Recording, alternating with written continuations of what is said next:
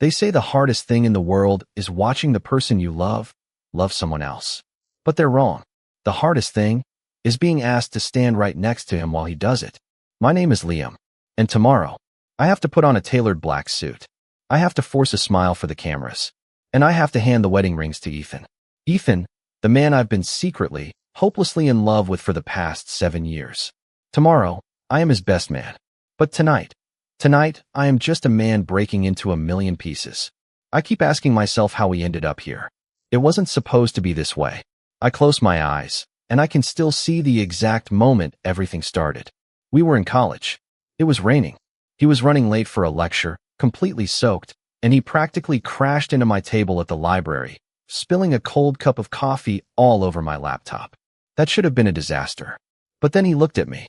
He had these incredible, panicked green eyes. He apologized 100 times, offering to buy me a new computer, offering to do my laundry, offering anything. I just laughed. And right there, in the middle of that quiet library, I knew I was in trouble. Over the next few years, Ethan became my entire world. He was the chaotic energy to my calm. We shared cheap pizzas at 2 a.m.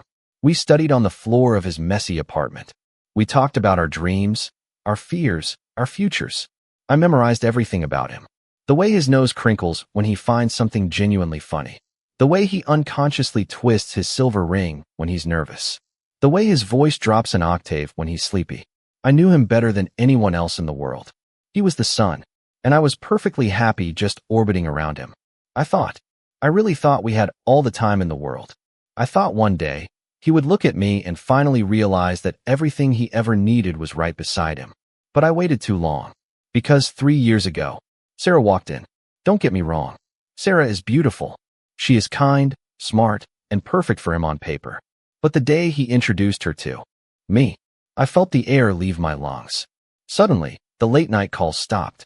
The spontaneous road trips became double dates where I was the awkward third wheel. I wasn't the main character in his life anymore. I was just the reliable best friend. The guy in the background. I smiled through the pain. I helped him pick out her birthday gifts. I even helped him plan the proposal. Every single time he asked for my advice, a little piece of my heart withered away. You're the best, Liam, he told me the night she said yes. He hugged me so tight I could barely breathe. I couldn't do this without you. If he only knew how much those words destroyed me. Which brings us to tonight. The night before the wedding. A massive, unexpected storm grounded all flights and flooded the roads. The rehearsal dinner was canceled, trapping Ethan and me in this tiny, dimly lit hotel suite. The silence in the room is heavier than the thunder outside. We are sitting on the edge of the bed. 2 empty glasses of whiskey sit on the nightstand. He is wearing a loose white shirt. I can smell his cologne, the one I bought him for his birthday. It's intoxicating. Are you okay, Liam? His voice breaks the silence. It's thick, heavy with something I can't quite read. As he speaks, his shoulder brushes against mine. The physical contact sends a violent jolt of electricity straight to my chest. I quickly pull away, staring down at my hands. I should be asking you that. I reply, my voice barely a whisper. You're the one getting married tomorrow. Ethan sighs. I hear the rustle of the bed sheets as he turns his body completely toward me. Liam, look at me. I refuse.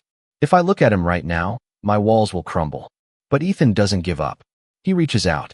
I freeze as his warm fingers gently brush a stray lock of hair away from my forehead. His thumb slowly traces the line of my jaw. My breath hitches. My heart is pounding so loud I'm terrified he can hear it. He has never touched me like this before. Not with this lingering, burning intensity. I slowly lift my eyes. He is staring at my lips. His chest is rising and falling rapidly. I don't feel ready, Liam, he whispers. The space between us is shrinking. I look at her, and I feel safe. I feel like I'm doing the right thing. He pauses, leaning in closer. I can feel the heat radiating from his skin.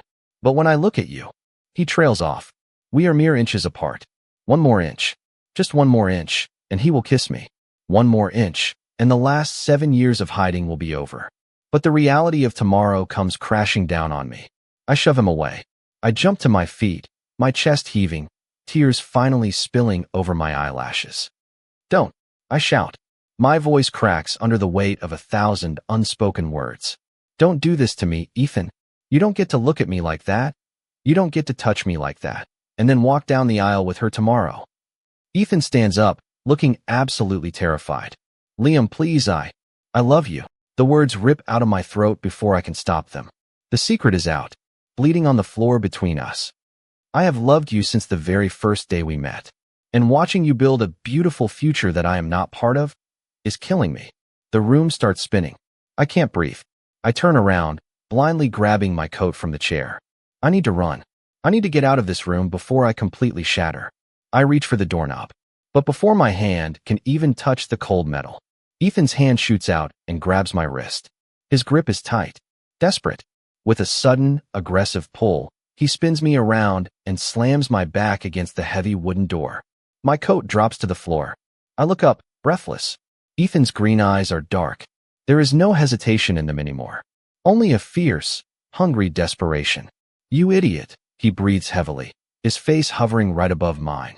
Who do you think I was looking for in every single person I dated? I stare at him, completely paralyzed. Why do you think I forced you to be my best man, Liam? A tear escapes his eye, rolling down his cheek. Because I couldn't stand the thought of doing this, without having you by my side. And before I can process a single word he just said, he crashes his lips onto mine. 2. Be continued in part 2. Thank you so much for watching Pride Stories. What will happen next? Will Ethan call off the wedding? Or is this just a momentary mistake before he marries Sarah? Find out in part 2. If this story made your heart race, please leave a like, hit that subscribe button, and turn on the notification bell. Tell us your thoughts in the comments below. See you in the next chapter.